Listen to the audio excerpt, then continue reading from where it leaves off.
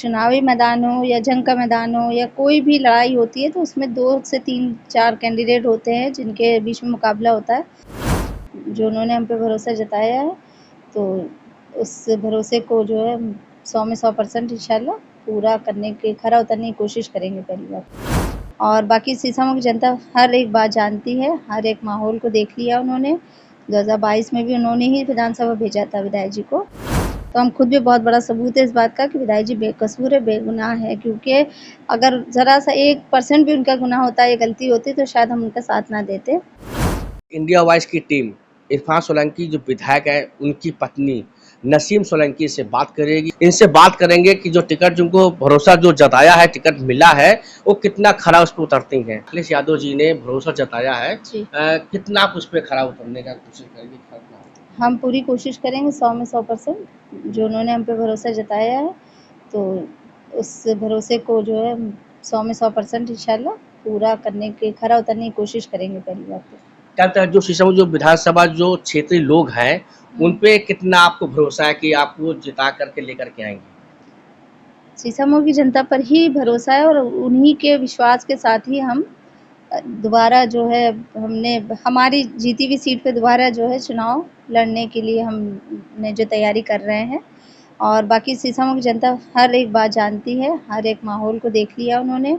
2022 में भी उन्होंने ही विधानसभा भेजा था विधायक जी को, और आज हम यहाँ पर है तो सीसामऊ की जनता के विश्वास की वजह से ही हम यहाँ हैं। जब आप अगर जीतती हैं, आप विधायक बनेंगी वहाँ की, तो सबसे पहला आपका काम क्या होगा?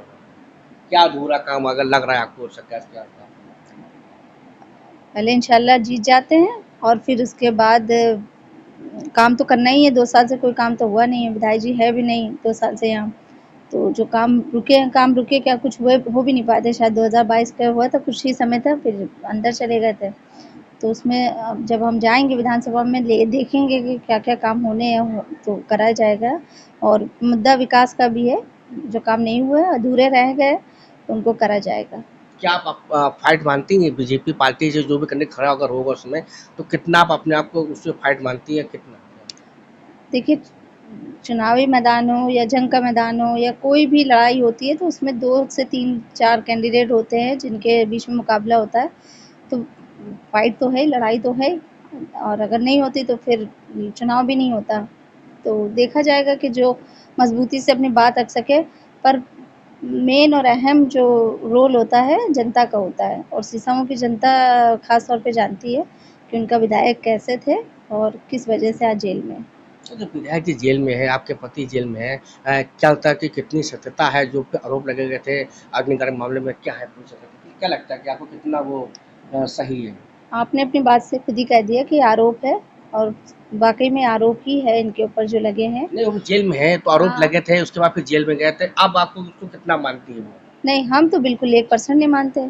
हमारे लिए विधायक जी जो है, कभी हमारे नज़रिए से तो हम खुद बहुत बड़ा सबूत है उनकी बेगुनाही का, क्योंकि जहाँ हम लड़ाई लड़ते हुए आज 2 साल से पहुँचे हैं, तो हम खुद भी बहुत बड़ा सबूत है इस बात का कि विधायक जी बेकसूर है, बेगुनाह है, क्योंकि अगर ज़रा-सा 1% भी उनका गुनाह होता या गलती होती तो शायद हम उनका साथ ना देते या हम इतनी लंबी लड़ाई ना लड़ते।